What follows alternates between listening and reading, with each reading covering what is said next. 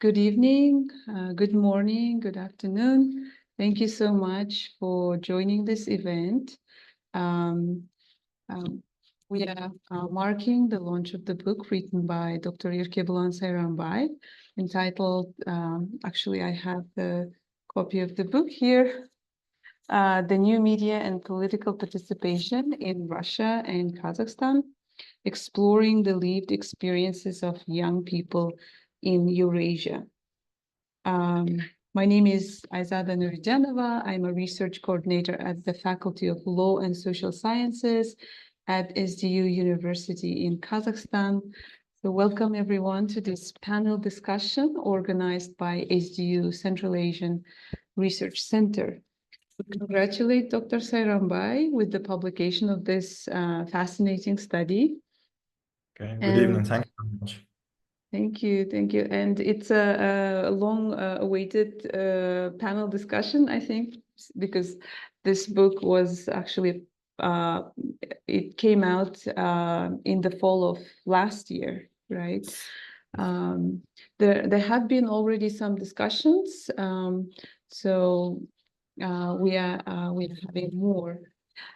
We are honored and delighted to have a great panel of distinguished speakers who are going to bring their valuable insights.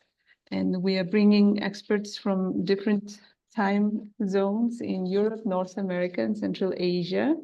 So let me introduce our panelists first. We have Dr. Suzanne Loftus, who is Associate Professor of National Security Strategy at the National War College. She's also a Global Fellow and member of the Advisory Council at the Kennan Institute. Prior to that, Suzanne worked as a professor at the George Marshall European Center for Security Studies in Garmisch-Partenkirchen, Germany. Suzanne specializes in post-Soviet studies, Russian foreign policy and identity, transatlantic security, and great power competition. Her latest book, Russia, China, and the West in the Post-Cold War Era, The Limits of Liberal Universalism by Palgrave, is an analysis of the inadvertent consequences of the pursuit of liberal hegemony as an American foreign policy in the post-Cold War years and the concomitant effects of the rise of civilizational states such as Russia and China on the international system. Suzanne received her PhD in International Studies from the University of Miami and focused her dissertation on Russian nationalism. Before entering the field of national security, Suzanne worked at the United Nations and the private sector in Geneva, Switzerland. Along with her native English, Suzanne speaks French, Spanish, and Russian. Our next guest is Dr. Bakhtjan Kurmanov, who is a research fellow at the University of Central Asia in Bishkek, Kyrgyzstan. Dr. Kurmanov previously worked as an assistant professor at the Maksud Narikbayev University in Astana, Kazakhstan.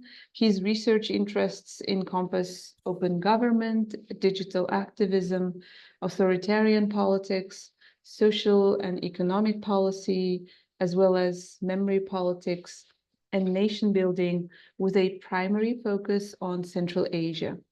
Dr. Kurmanov's work has been published in several leading journals, including the Journal of Eurasian Studies, the Information Society, Post-Soviet Affairs, Journal of Contemporary Asia, Central Asian Survey, the International Journal of Education Research, and the Asian Development Review. Our next guest is Dr. Cristina Silva, who is a postdoctoral fellow in the Russia, Eurasia's Eastern Neighborhood, and Eurasia Research Program at the Finnish Institute of International Affairs. She earned her PhD with distinction in the discipline of political history at the University of Helsinki in February 2022. Her PhD dissertation is titled Legacies of the Komsomol, Government-Affiliated Youth Activism in Post-Soviet Belarus and Russia. Currently, Dr. Sylvan works primarily on state-society relations in Central Asian states, especially Kazakhstan and Russia's role in the Central Asian region.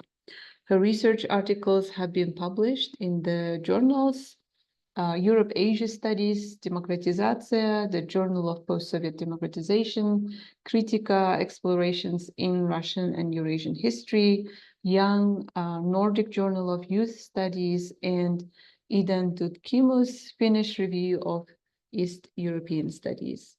And let me introduce our author, Dr. Yerkebulan Sairambay.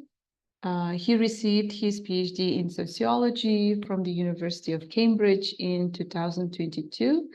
He is currently an assistant professor at SDU University in Kazakhstan. In addition to new media and political participation, Dr. Sairambay's research interests and areas of expertise include civic engagement, clan politics, civil society, democratization, and nation and state building in the former Soviet Union and post-communist Europe. The results of Dr. Sairambay's research have been published in Human Affairs, Central Asian Survey, Slavonica, Studies of Transition States and Societies, Slovak Journal of Political Sciences, Politics in Central Europe, Laboratorium, Russian Review of Social Research, Media Asia, and Lexington Books. I'm also pleased to share that in June of this year, this book received an honorable mention at the Best Book Award ceremony at the Central Eurasian Studies Society Conference in Almaty. Then in August this year, Dr. Yerkebulan recorded a podcast about his book for the New Books Network in London. So first, let me mention the format of the event. First, Dr. Sairambay will provide his remarks about his book for about 5 to 10 minutes, and then each panelist will share their comments and impressions for about 10 minutes. Then maybe Yerkebulan, you will provide some responses. Further, we will open the floor to Q&A session.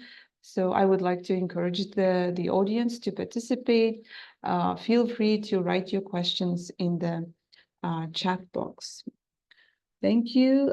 So let's begin by turning the floor to you, Yerkebulan. Perhaps you could talk about why you decided to study this topic and maybe share your experience. Thank you. Okay, thank you very much. Good morning, good afternoon, good evening, everyone, and thank you very much for joining us, reading my book, and also I appreciate your time. First of all, I did my PhD in Cambridge, and when I had my Viva, right after the Viva, my PhD supervisor advised me to apply, proposal for a book. To apply for a book publication in BASIS or other well-respected book series in Central Asia.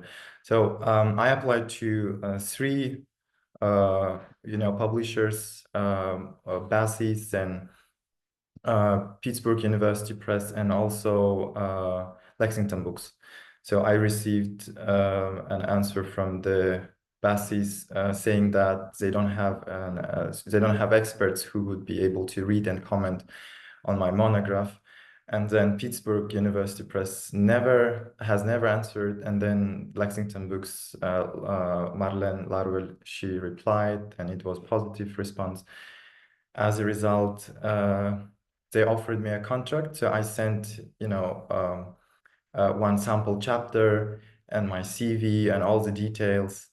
And then I turned my dissertation into a book in 1 year. So in 2020, I applied in 2020 in June, and then it was accepted in 2023 in June. So my research interests, I developed them while studying at Glasgow University. In Glasgow, I did, international master's program in Russian Central and East European studies, specializing on Central Asian politics, especially clan politics. And then while doing this double degree program, also in the second year in Budapest, I also studied the Hungarian Mila case. So the 1 million freedom for press. I had one course on media and democratization, and then on that course, I started thinking about like how this topic could be, studied in former Soviet Union countries or in Russia, Central Asia, or other regions. And then while doing my second year in Budapest, I had to write a research proposal for the PG program. What I did was I had to choose some countries, in order to frame my research project. And while doing literature, I found that one of the most interesting questions would be not whether, but how and why, social media or new media promote political participation. Then I chose two countries, Russia and Kazakhstan, because of the number of political events happening in these two countries. So Russia at that time had the highest number of protests, for example, demonstrations among all countries of the former Soviet Union. And then Kazakhstan also showed the similar indicators among Central Asian countries. And also language played, I think, a significant role, because I wanted to conduct this research not only in big cities, but also in towns and villages. What I did, so like I could speak, I still speak Russian and Kazakh. That's why I think this was also one of the reasons. Then also at that time, Russian government could be described as, let's say, the regime could be described as a mixture of, authoritarianism and then also the electoral democracy. But Kazakhstan was considered as a consolidated authoritarianism. So I could, at the same time, see the differences and similarities between these two countries. Then what I did is I did, like 5 or 6 months of literature review, because in Cambridge you do a first year report, and for that you need to justify your research questions, you need to show the research agenda, and also the research gap and why it's important to study this research gap and all these kind of things. And I was very lucky to have a supervisor such as Professor David Lane, who is a professor of the sociology department at the University of Cambridge. So he will, our work, work time and all the working habits were like this. Each month I had to write one piece of, work, and then we tended to meet over coffee and then discuss my writings. And then while he was reading one chapter, I started writing the second, not chapter, the second writing. And these kind of pieces consist of between 3,000 and 5,000 words each month. And the good thing is that by February, I had already written like 12,000 words, and which I think boosted my, first year report progress paper. Then, while doing this, I reconceptualized political participation, because at that time, like lots of, the literature had shown that various actions such as visiting websites or reading newspapers, following and subscribing to political news or political groups on Facebook, on social media, had been considered as political participation, right? So I wanted to differentiate between political participation and civic engagement. Then I did that and also published in Human Affairs. And then I studied how, young people in these two countries use social media, and also why they use and while others do not use. The book on the one hand might seem as, positive, school of thinking because of showing all the different actions and so on and so forth. But I chose these two countries and also showed various ways of mobilization and various actions because of the how and why questions, right? So I focused on those people who who were active in political actions, who were active online, both online and offline. I mean, it would be nice if the readers would pay attention to this case. Then I can also give some, details about turning a PhD dissertation into a book. So my contract was that I had to submit 95,000 words to Lexington. Then I could only submit maximum 30 tables and figures. Although in my dissertation I had more than 30 tables and figures. Then I had to drop the methods section, which was interesting also to find out after writing lots of articles, dissertation. It was something new. Then also between 2022 and 23, no, 22 and 23, I had to include new literature because the reviewers' main questions were, whether I included the up-to-date literature or not. That was something interesting to do. And also I had to include the effects of the war in Ukraine, right, on the Russian mobilization and also new media usage, which wasn't a part of my dissertation because I had my viva just one day before Russia invaded Ukraine. So, but in the book, you can find a special section for this topic. So I would like to express my, sincere gratitude to everyone who read and who are also participating in this book launch. And I'm open to your questions and discussions, and I look forward to, to discuss this kind of, things and all your thoughts. Thank you very much. And thank you very much, especially Aizada Apay, for organizing this event. Without you, it couldn't be possible. Thank you. Thank you. Thank you so much, Yerkebulan, for sharing your experience with us. Now I would like to turn to Suzanne. So if you could share your general impressions, observations, maybe there are certain comparative perspectives, that would be great. Thank you. All right. Hi, everybody. First of all, thank you so much for having me today. I'm happy to be here with all of you, and big congratulations to Dr. Sairambay for this very impressive work. It was a pleasure to read, very interesting as well. Yeah, a few remarks. I think the strong points of the study are of course, the methods used of mass or great surveys and interviews, and the development of very useful models as well. I like the emphasis on the lived experience of young people through these interviews as a way to kind of ground the survey responses.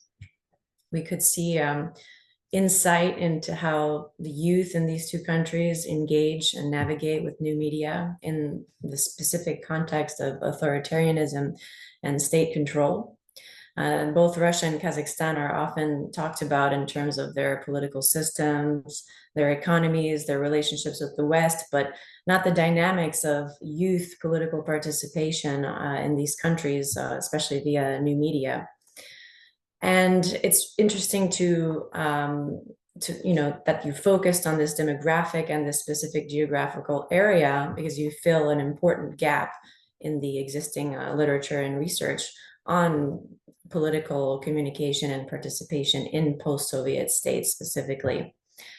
And they're not, an important thing to note is that post-Soviet states or countries in the former Soviet Union are perhaps not as interested in civic engagement as Western cultures, which is why it's good and important to study them separately and perhaps in comparison with each other, as opposed to, in comparison with the West necessarily. A strong point was also the analysis of both rural and urban settings. Important to see that there were important differences between these regions. And the fact that you used those two countries and compared them with each other was also quite enlightening, as there are widespread differences between those two countries. It was interesting to learn that there's actually wider spread internet access in Kazakhstan, and a lot of remote areas in Russia don't have as much connectivity.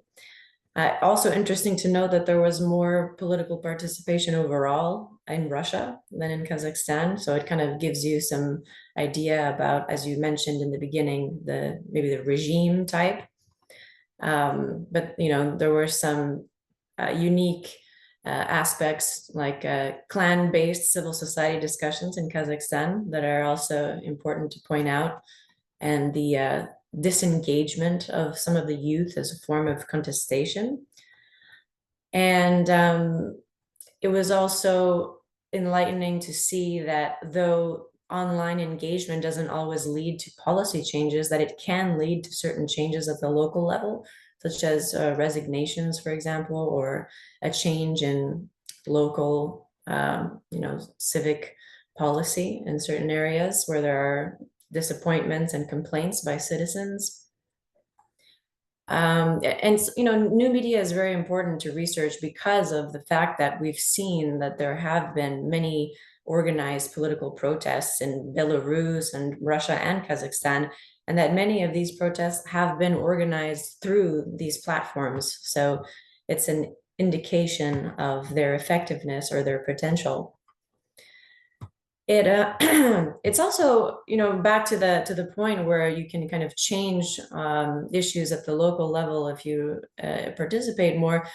This would, seeing the example of, let's say, giving a complaint online and communicating with your authorities gives this example to others that, in fact, communicating online with authorities and sharing your views can lead to a small term or a small scale change, which would therefore encourage others to try to attempt to do the same thing. And it's kind of like a domino effect that would encourage others to participate in this way. I also thought it was interesting that it's becoming fashionable to be political under 18, and that probably has quite a bit of importance and significance for the future, what will be of the new youth in the near future. But also something to note is the way that authorities use new media to be able to to increase or to maintain authoritarian stability. So it's a way to observe where there is popular discontent. And it's also a way for states to see what citizens are saying and, increase their surveillance. So in this sense, it could have a dual effect. It could either have an opening effect on the society or a closing and more controlling effect on the society. And of course, it was very useful for you to distinguish between civic engagement and political participation, because you designated civic engagement as a prerequisite for political participation. So we can understand that the increased use of likes and shares as a form of engagement is, a step towards increased political participation. Maybe not necessarily, but, generally speaking, since it's a prerequisite. So it was also interesting to see that a lot of the deterrence of engaging online was because of this fear of repercussions. So this alternative culture formed where you change your form of participation to something a bit less obvious, such as participating through hashtags or jokes or songs and pictures. And it's kind of a way to be rebellious in a way without just staying under the radar of the authorities. And this is a good indication that civil society is alive and well in these countries, but probably lacks organizational strength. And the model that you came up with is especially useful because it can serve as a roadmap for, let's say, civic activist groups, whether they're within the countries or abroad, who want to try to increase political participation among the youth. So they would just need to follow this model and ensure that the 8 elements are present, and then start engaging participants on social media through what you mentioned, the communication, interaction, advocacy, mobilization, coordination, hypization, and make sure that it's to the group of people that have the digital skills, the political knowledge, the political interest, time and resources, etc. So this could be something that future, either activists or scholars can use to, lead to more or further engagement and interest and participation in these countries. What I would have personally been even more interested, to read how, in the context of these authoritarian regimes like Russia and Kazakhstan, how do these young people develop skills to navigate all the misinformation and propaganda and state censorship that exists in this new media realm? And how are they, just actively, able to recognize what that is? And is their participation and civic engagement away from misinformation, or is it heavily into these forms of, shared pieces of information? Also, you mentioned it, of course, but more on the state use of media for governance, surveillance, or propaganda, would have added a layer of interest, just because they use these media platforms so much through, content manipulation, social media bots, etc. So I do have several questions for you. If you're interested in discussing this further, I would love to learn from you how you plan to use this data perhaps in the future. I think this study definitely deserves a part 2 to contextualize the relevance and importance of the data collected. Do you believe these trends are going to help open societies, or do you believe that, as mentioned, that they might keep the societies closed because of the way that the governments can use the new media, through surveillance and through increased misinformation? And of course, discussing this research in the context of the war in Ukraine is extremely important to do, because you collected a lot of the data beforehand, and I like that you added that part that showed that despite the war, a lot of the youth, especially in Russia, are continuing their online activism and civic engagement, political participation with the use of VPNs. But still, I'm sure that the war has increased restrictions like crazy, and it's much harder to organize any type of online probably, but especially offline protest of any type. So of course it would be interesting to delve deeper into how the war has affected this. And then perhaps some avenues of future research. Maybe we can see what other post-Soviet countries are like and their the level of activity online, or whether there's cross-border online cooperation and communication between Soviet states, and whether post-Soviet states, and with the West, for example. Are the youth communicating with the whole world, or are they mostly communicating with their region? So again, many congratulations to you, and it was a real pleasure to read your study. Thank you. Thank Thank you you very so much. much. Thank you so much, Suzanne, for sharing your in-depth observations and posing questions. Now, let me turn to Bakhtjan to hear his expertise and thoughts on this book. Over to you. Thank you. Thank you, Azada. And good evening to you from Astana.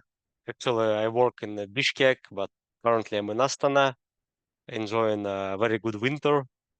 Soon it will be -30, but I think it's still a good time, beginning of winter, to discuss such topics as political participation in consolidated authoritarian regimes.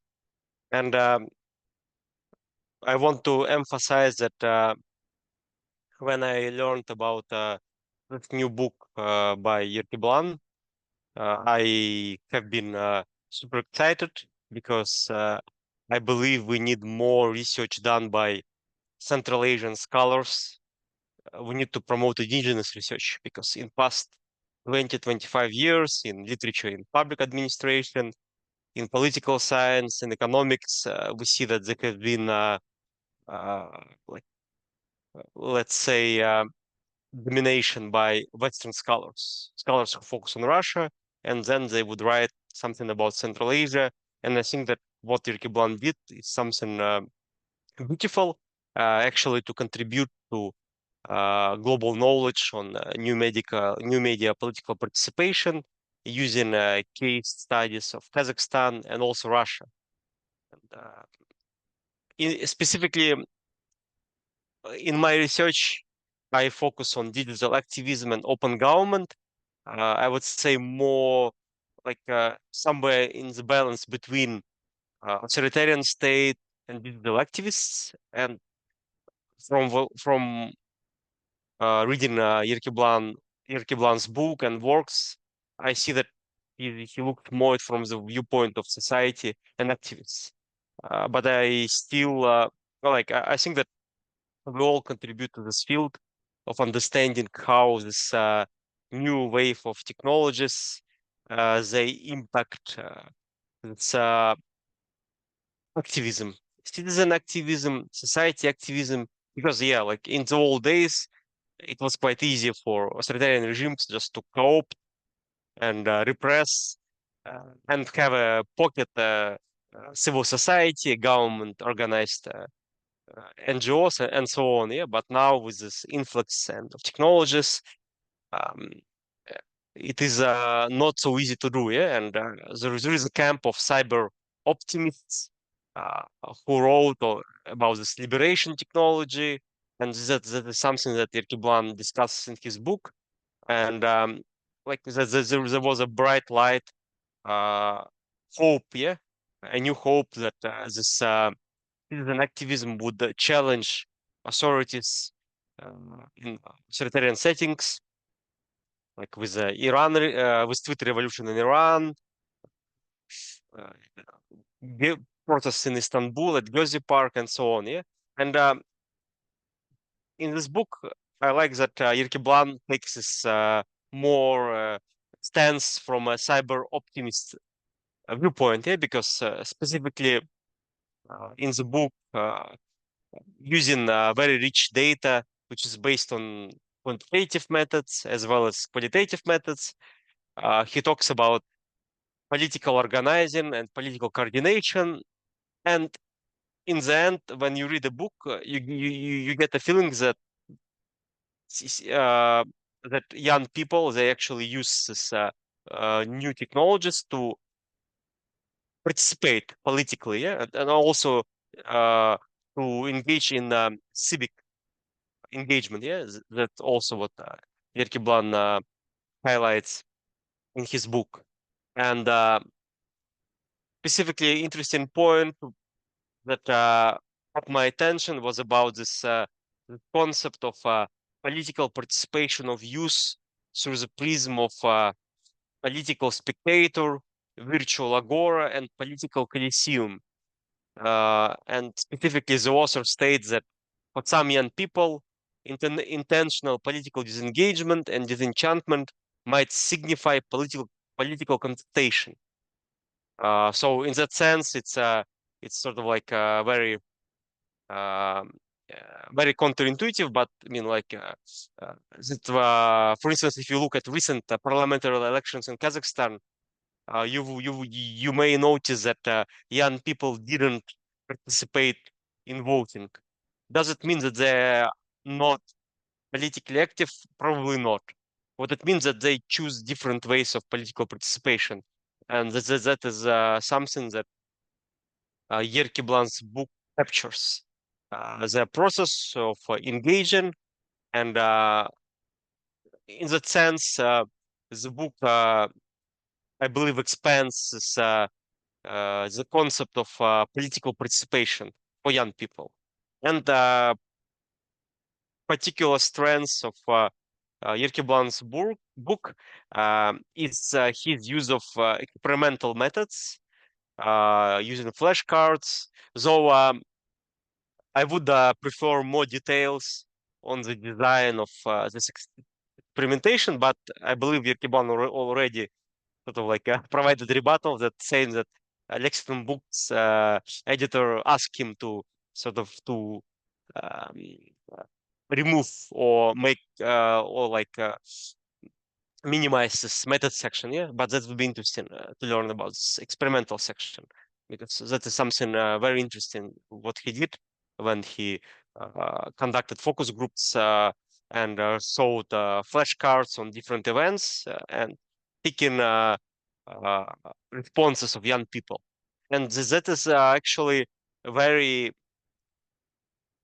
exciting and very important to do, because as you know, like in our region, Kazakhstan and also in Russia, there is an authoritarian bias where people would hide their political preferences, especially from mass opinion surveys. Yeah, and even during interviews, like in my dissertation on open government, I conducted a lot of interviews with activists and state officials, and you would get a sense when someone is actually not providing honest opinion or perspective. Yeah, and I think that using experiments is something fascinating. So let me just take a look at my notes. Um, so some of the questions that I had for this book and for Yerkebulan. My first question is like I didn't find it in the book, but how many interviews were conducted? Because I'm more a qualitative researcher, so for me that was an interesting question. I guess Yerkebulan can expand. And what was the difference in terms of meaning that you would get from interviews vis-a-vis focus groups? Because I think you could have different perspectives. Um, that is my first question. That's the second. And, my second question was um, in the book, Yerkebulan states that sort of like political participation of young people is more prevalent and more widespread in Russia compared to Kazakhstan. Uh, However, like considering this the recent events, the war, January events in Kazakhstan, how you would compare these two regimes in terms of political participation of young people? Uh, what changes have you observed as a political scientist? That is also something that interesting to discuss. And third point, um, in my recent research, when I was conducting interviews with young people, youth activists in Kyrgyzstan and also in Kazakhstan, I noticed that young people they would specifically tell me during interviews that they're not engaged in political activity. So political activity was considered uh, to them something that is very dangerous, that when you engage in political activity, you become a part of system, and that means like corrupt system from a negative moral viewpoint. And in that sense, um, uh, when you collected data, and in terms of how would you frame these questions on political participation, and like I think that in book you answered it, but I want to hear probably it again. What is the difference between political and non-political participation, and is there actually difference? Because to be honest, At least I think that there is not much difference. Yeah, the two like civic engagement and political engagement. It is slightly connected. Yeah, so in some ways. So thank you. And I think I'm done within 10 minutes. Yeah. So thank you. Thank you so much, Bahachan, for sharing your um, thoughts and your expertise. And now, Yerkebulan, maybe you can start responding. Thank you. Okay, thank you very much, Dr. Suzanne and Dr. Bahchan. So I will start from the Dr. Suzanne's questions. It was nice to hear all the positive comments. And regarding the first question, so the question was how young people navigate experiences, right? Or navigate the usage of new media in politics. So I would say that even small steps such as civic engagement online, such as those who are not interested in politics, those who don't follow any political groups on, let's say, Facebook, they might sometimes encounter political feed, topics, news on their Facebook feed. And then they can also, the new media, new technology these days also can show people who among their friends on Facebook liked certain posts, right? Or if they enter to the comments, they can see who among their friends or followers or who they follow on Facebook have liked or have seen have commented, right? All these things at least give some kind of exposure to political content. And the long-term perspective, I think it might change, it might give some kind of experience. At least they might it might influence their decisions. They might decisions of participating, voting, liking, and other actions. So I would say the experience would be the answer. So they might navigate the political actions and also social media or new media usage online through the experiences. And second question was, how would I use my data, right? So I collected, a very huge data, 1,200 to 1,200, online surveys in each country, plus also 90 interviews and 40 focus groups. So 45 in Russia, 45 in Kazakhstan, and 20 in focus groups in Russia and 20 in Kazakhstan. And while doing this research, simultaneously, I tried to publish my work. And also, as Cambridge University offered me open access publication in leading journals, such as Central Asian Survey or other journals, Studies of Transition States and Society, Slavonica, I published all my work open access, so people can use the data which I collected. And then also, my dissertation also at the University of Cambridge library, it's in the repository. So it's a platform where you can download your work and people can use before its publication. But it had embargo before, so I used an embargo because I wanted to publish my book first and then make it available. So it should be available soon, the work in the Cambridge University's repository, which is called Apollo. The platform is called Apollo. Then also this book also gives rich data, and also I think in my podcast, so I recorded 2 podcasts, one in Russian and one in English. The Russian was recorded at Seurus Center at the University of Tartu. I visited the University of Tartu for 5 months. I was a visiting PhD student there, and then I recorded, the discussion with a host there in Russian. And then in August this year, I recorded it with New Books Network, as Aizada Akwe said.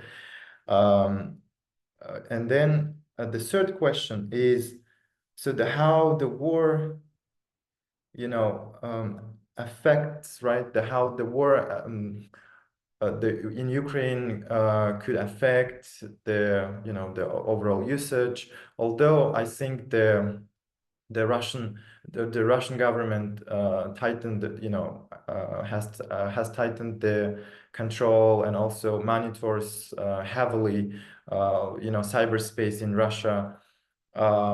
There are still, you know, it's like as I wrote in my book, it's like "Nu pagadi," so the, you know, the wolf never catches the hare, right? So it's always, you know, the government always tries to catch the dissent, but there are always some loopholes, and you know, the users of new media can find different ways.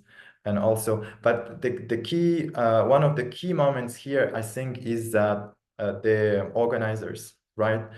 Those who manipulate, who organize, who orchestrate the usage, right? So one problem could be also the lack of organizers, right, in Russia and Kazakhstan. And in my book, I you know, differentiate between in-country organizers and also organizers outside of countries, right, who can use also new media for mobilization. Although there are different, you know, time zones, different, you know, the vast, you know, the countries area in these two countries. Then about future research, you know, the question was about future research, what I could do with my research. Was like, would it be nice to see the part 2 of this book? Actually, yes, I have already, you know, I have already made a research proposal as a continuation of this work, which includes this time also climate change. So I'm going to look at how young people, or just people in Central Asia, in 5 stands. Turkmenistan is under question, of course. How these 5 stands use social media in political participation induced by climate change.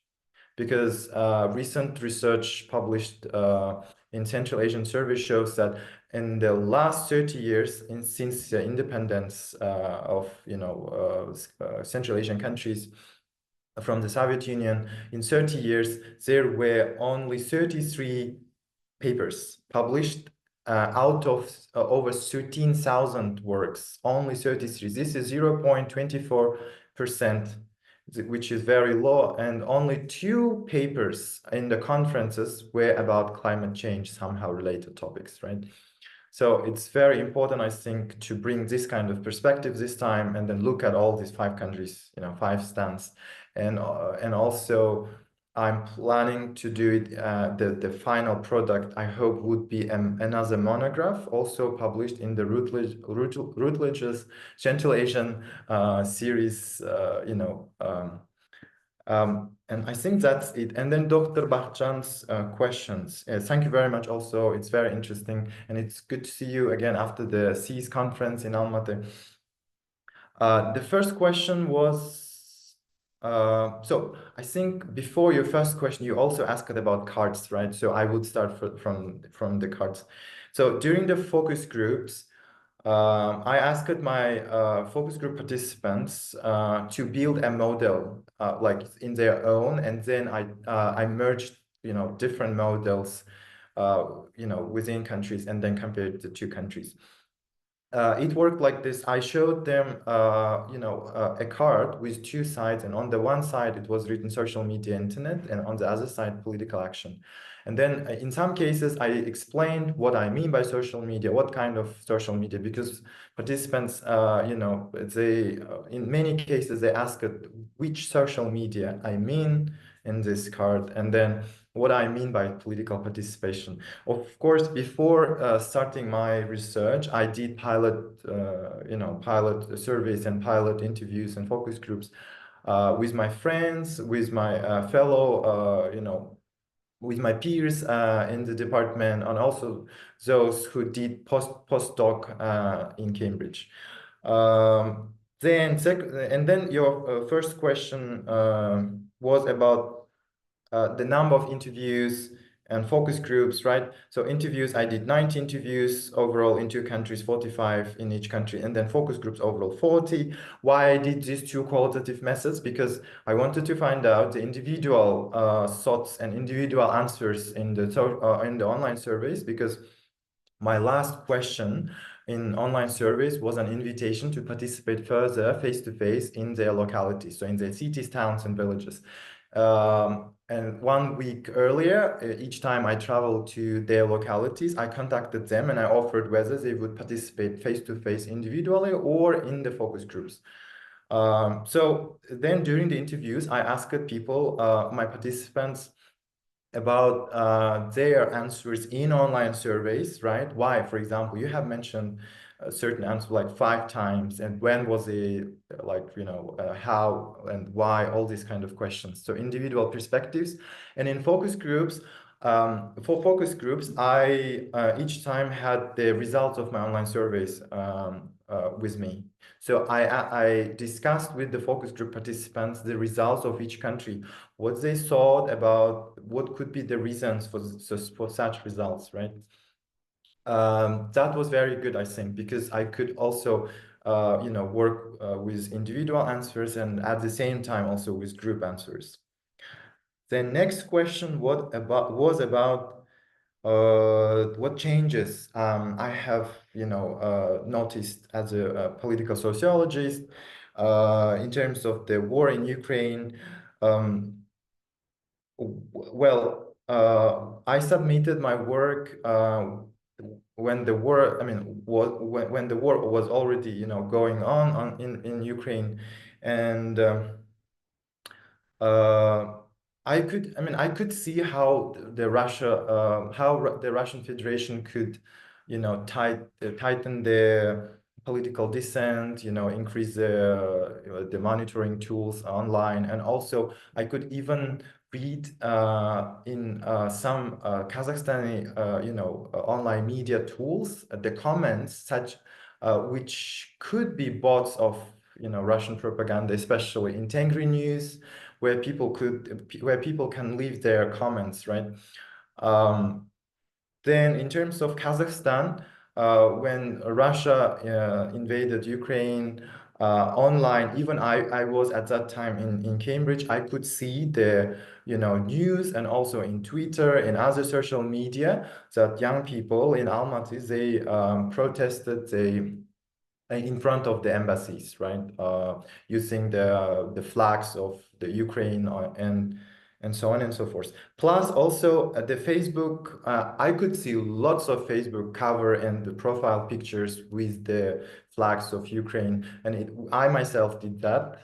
So it showed, I'm not saying, I'm not saying that this is, you know, political participation. It's civic engagement, which is a prerequisite for political participation, right? If we count all these kind of actions as political participation, then we can say like 70% of population who read news online, or, you know, have Facebook profile pictures which support something, and then I think it would be wrong to describe 70% of population in each country as politically active, right? They are doing their civic duties, right? They support, they, you know, kind of encourage or encourage certain actions, or they show which sides they support. And then last question was about the difference between political participation and civic engagement. When I did my literature review, I did like, you know, three bags of you know, printed versions of articles, because I prefer reading you know, articles offline, you know, like making notes and all these kind of things. And there I could see lots of conflicting outcomes. Even there were cases when different scholars studied the same protest, for example, but with conflicting outcomes. In one case, it was like around 10%. In another case, it was close to 30%, 27, I think. I don't remember exact numbers, but something like that. But the questions were the same. but the thing is that how they measured political participation, what kind of, research units they used were different. Because if you consider people visiting political websites, right, online as political participation, or reading news online as political participation, then of course your results could be, different. Then I included civic engagement as a second part.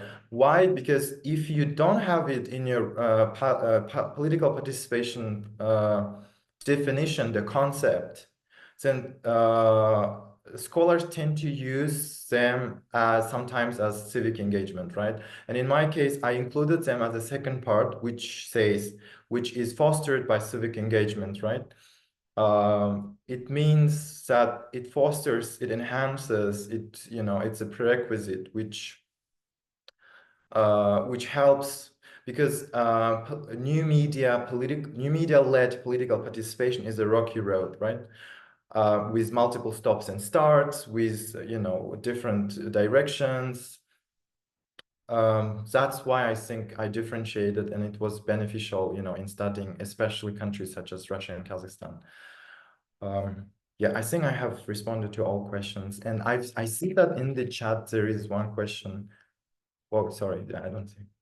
Yeah. Yeah. Thank you. you. Thank you, Dr. Sairambay. Yeah, we can turn into the Q&A session and receive questions from the attendees.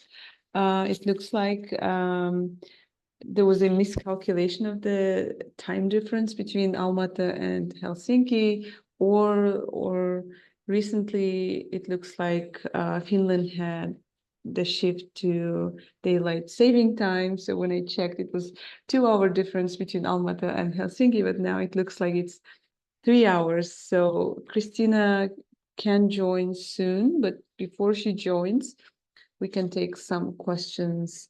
So Timofey is asking how the book is going to be accessible. Are you planning to publish it to the SDU library? Well, yes, this was the question, because I think there were some other, some people joined and left. That's why I lost the chat. I lost the message. So it's already at the SDU library, because one of the books is, you are holding one of the books, right? So the books already, that's right. SDU, yes. Yes, and it's also online. But as a student of SDU, Timofey, you can go and borrow the book.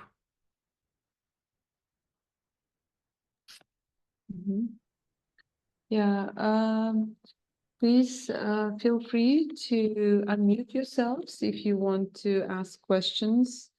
You can address your questions either to the author or to our panelists as well, in order to benefit from their expertise. So yeah, in the meantime, I have a question. Dr. Sairambay, you mentioned these maybe actions called monstration, which was very new to me. Is it a term coined by somebody else or by you? And hypization as well. Can you talk more about these two terms and what they mean? Okay. Yes, sure. Thank you very much. Yes, monstration was also a new term which I faced while doing the the field work in Russia. First, I heard it in Yekaterinburg, which is located between Europe and Asia. One of my interviewees mentioned that, and then it was, the far easter I went, the more I heard about monstrations. So in the east of the Russia, it's more popular than in the west. Monstration is a kind of, it's one kind of demonstration which is a parody rally. So they have different, rags, different posters with an absurd meaning when you first read it. But on the other hand, if you see and think about it, they have some, messages, such as political messages, which show the current, the mood of Russians.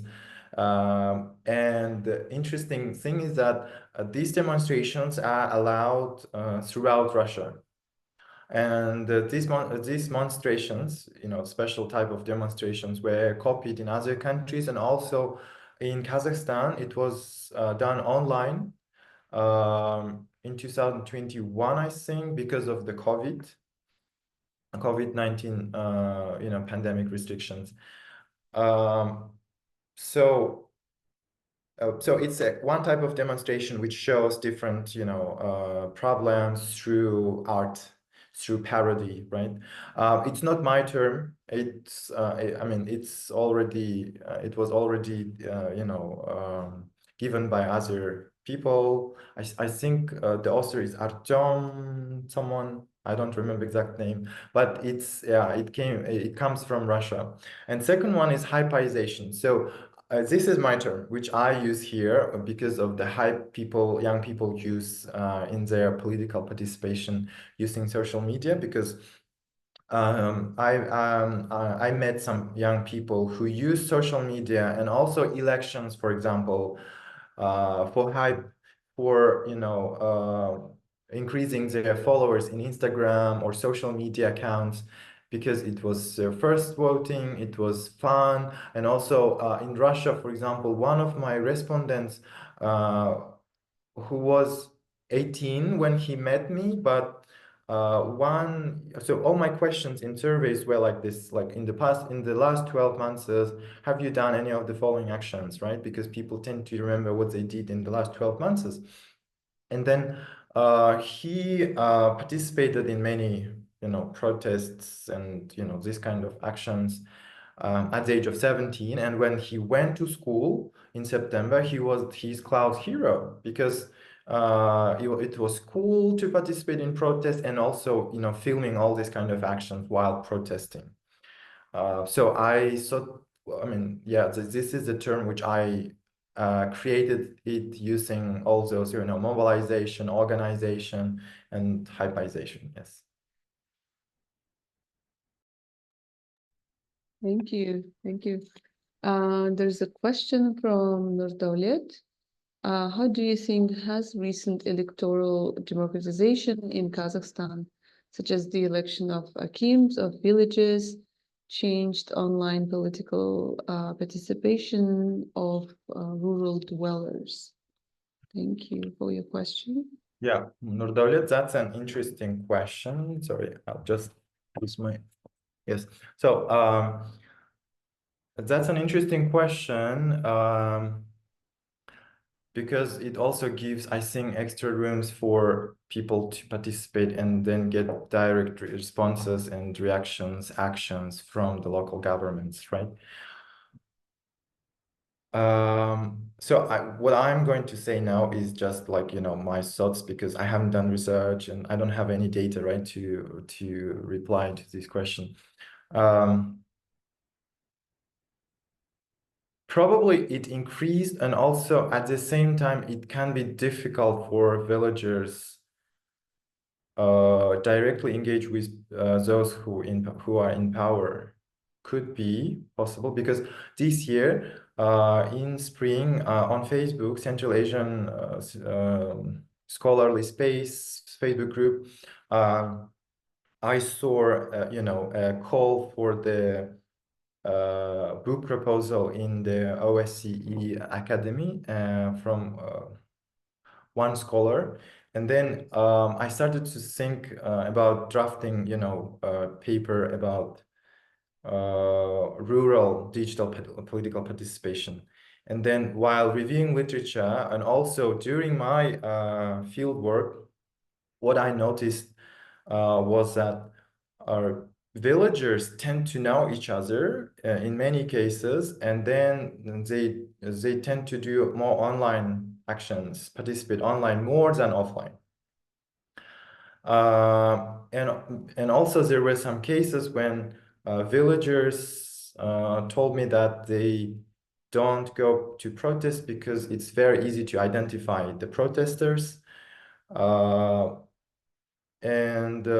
might be the case, but still new media provide extra rooms to do that online. For example, in ITKB, which is close to Aralsi and Kızılorda, people who participate there online, they can post their complaints in one Instagram account, or that Instagram account could also, post anything they wanted at that time. I don't know how it works now.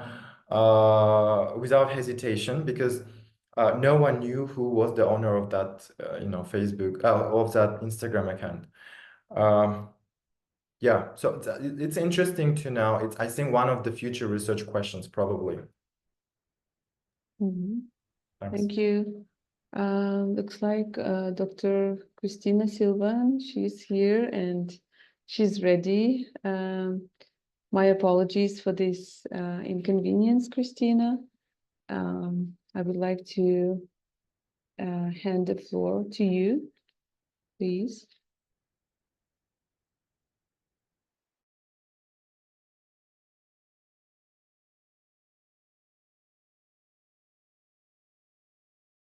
Right, almost here. Hello. Hello, great to see you. You too. I'm so sorry for being late to, Aida for organizing, and also Dr. Sairambay for writing this wonderful book. And yeah, I have missed the first hour of discussion already. So indeed, it's a pleasure to be here. And now I'm thinking about how to basically summarize. Okay, Zoom tells me that I have left, but don't worry, I'm here. How to basically summarize my impressions and maybe leave a few questions to you before we finish. So if I may start, the first thing that I drew attention was, of course, your data, which is absolutely amazing. So the fact that you have, gone the extra mile to do survey data and focus groups and interviews, and you've got this, not just cities, but also the villages and the towns. I mean, it's really, really inspiring, really nice way to decenter this debate. And something that I also saw from reading your book is that you have tried to incorporate both sort of oppositional elements and sort of pro-government participation in this work, which is also certainly very ambitious. Well, I've got lots of comments, but I think just a few things that I want to sort of discuss maybe with you if you haven't discussed it already. And as background, I just want to say that my own research on Belarus and Russia really comes to display, because in Belarus, as you might remember, we saw a massive protest events and rallies and sort of activization of political participation 4 years ago, but then it was crushed, and right now the situation in Belarus is, let's say, very quiet. So the first sort of question that I have is, to what extent you think the political participation is accelerated by a perception of a window of opportunity?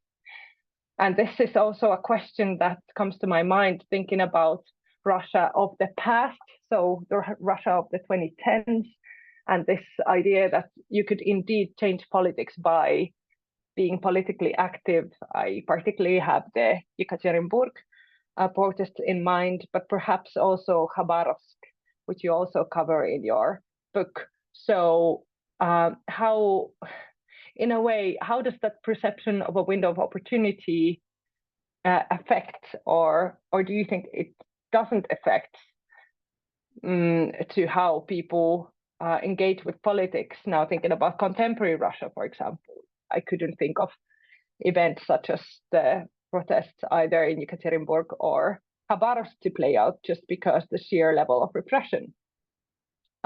So that's something that I would like to hear your thought on, And the second one is more coming from the perspective of a youth scholar. I am strongly against any sort of, research when it comes to like differences between generations, sort of arguing that this generation is different than the previous one. But still, given, the implications of Russia's full-scale war on Ukraine, I do want to ask you whether you think that we have seen a generational shift, whereas perhaps whether your result findings are still accurate description of contemporary Russian youth, or whether in a way your results very well depict the Russian youth of the 2010s, but less so of the Russian youth of the 2020s. And that's where I have lots of other thoughts and ideas, but I would really want to hear your take on these two issues. Thank you. Thank you, Dr. Sylvan, for your interesting observations and questions. Dr. Sairambay. Yes, okay. Thank you very much, Dr. Christina, for reading my book and also for your time and your comments. In terms of your first question about the window of opportunity effects, right? I like the comparison of the Russia of the past and present, right? We can see it because of the war, and there have been lots of changes since Russia invaded Ukraine. I can answer to this question using the cases such as the church versus square protests in Russia, and then the Furgals protests in Khabarovsk and Vladivostok. These two cases, in terms of the first case in Yekaterinburg, we can say that people were mobilized using, in Vkontakte and other social media tools, the group which is called Parki Skvery. So the parks and squares of the Yekaterinburg. So they mobilized people, just inviting them, to discuss the issues relating to the parks, right, the squares in Yekaterinburg. And then once they gathered in the central park and close to the church where the government wanted to, in the square where the government wanted to build a new church, they started using their phones and flash, the torches and all their phones to protest the issues, and then to raise all these kind of, things at that time. And then there were also even some my interviewees who were proud of being a resident of the most democratized city in Russia. They thought that they live in the most developed city in Russia. And second one was also interesting. There were cases in, I don't remember exactly, but Khabarovsk, either in Khabarovsk or Vladivostok, when the organizers, the people who manipulate, organize protests, they mobilized citizens, inviting locals to feed the pigeons in the squares. So this was also one kind of tool. And then once they had the people, the residents, they started protesting and also used social media. Even old people, I think, I don't remember exactly, yes, but the old people also used it, streams, because by that time, streaming, started, being more and more popular. And I guess that using these kind of opportunities to facilitate mobilization can take place in the regimes such as in Russia or Kazakhstan. In terms of second question about contemporary Russia, whether my data is relevant to 2010, between 2010 and 2020, or the new Russia, right? Since the invasion and recent changes in the Russian politics and the media environment. Probably I would agree with the description of the first case, but with some elements also of the second period. It might differ, right? It might change the usages, especially, and new media also, because new media, which, for example, newspapers and press, right, radio, they were also new media one time, right? In the past, they were also new. So the thing is that I also discuss it in my book. We need to discuss when we talk about new media, what is new, right? And then in my research, I differentiated the new using the web platforms. So we are in now Web 3, which is a semantic web, which is a web which can read and understand what people write, their choices, right? Which is more user-oriented compared to the Web 2, which was just social media web. So, like what I'm saying this because you know, the new media tends to change, and since my research and data collection field work, some changes probably have appeared, and like, you know, most of the parts of my data could be described as pertain to the Russia which was in 2010 and 2020. Yes, I hope I replied to your question. Thank Thank you you. very much. Thank you. So in the interest of time, I think we can take two questions, one by Birdaq Mirza. You can unmute yourself and address the question yourself, and one more from the chat box. Thank you very much. Thank you very much, colleagues. And I thank Yerkebulan and the other panelists for their thoughts about this book. To be honest, I haven't read the book yet, but it looks like very intriguing, and I congratulate Yerkebulan with this publication. It's nice to see that more and more research works are appearing on the political matters of Central Asian countries, especially. And according to the research, since the publication, some media landscape in Russia has been changed. Yeah? For example, some people are being not only in Russia but in Central Asia as well, are being imprisoned for just hitting like button in social media, and which makes the situation different. Moreover, some social media like Facebook, Instagram had been blocked in Russia at the moment. In such a case, I was wondering if the authors considered other online tools like VPN or artificial intelligence in this or further research. Thank you. Yes, thank you very much, Birdaq.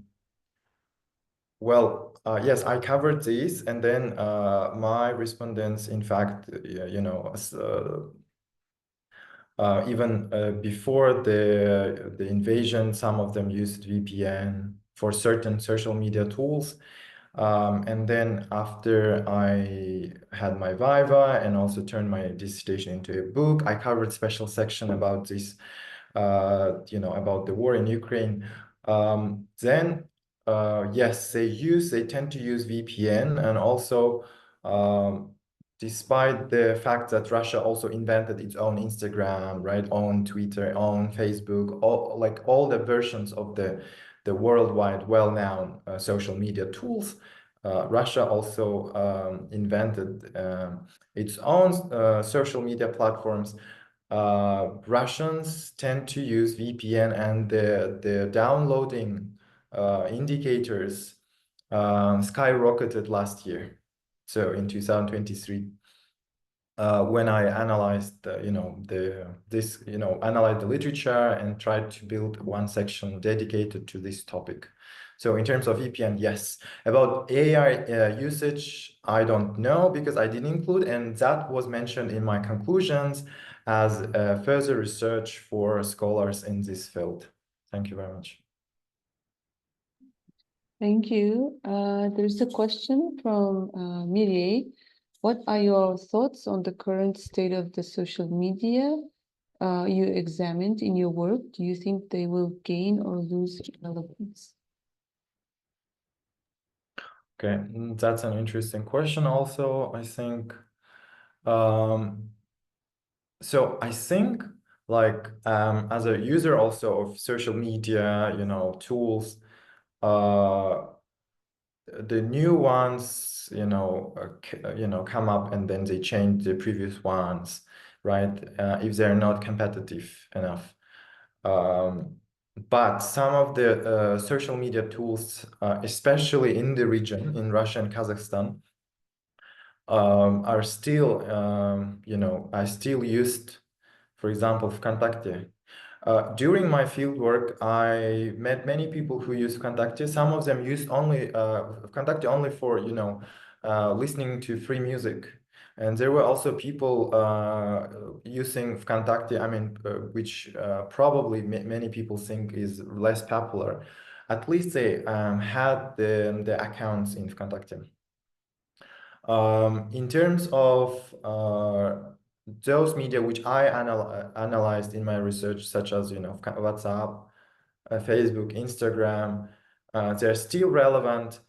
The only media which was becoming popular at that time when I did my fieldwork was Telegram, and then many people indicated that Telegram is becoming popular and probably would be used in mobilizing people. And before my Viva, before my fieldwork, because I did fieldwork in 2019 and 2021. So before my Viva, they indicated this kind of information.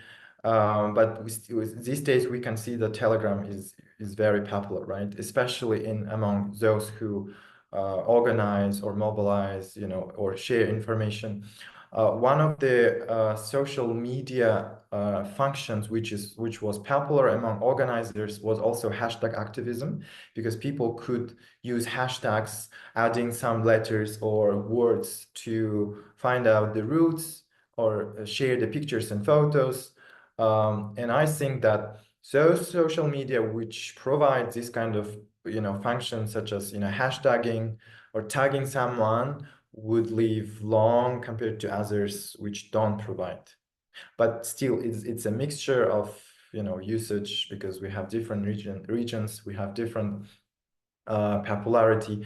For example, Facebook was called as very complex social media tool, especially the interface, because Russians and my respondents in Kazakhstan, they couldn't fully understand all the functions because there were too many functions, too many buttons, and it was very difficult for them to navigate themselves.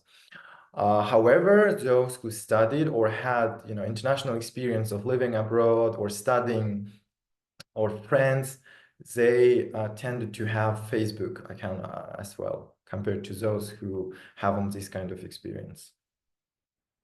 Yeah. Thank you. Thank you. I think we have to close here. And many thanks to our great panelists. Thank you so much for taking the time and sharing your first reading the book, and reviewing and providing your comments and observations, and sharing your valuable thoughts, and also posing thought-provoking questions.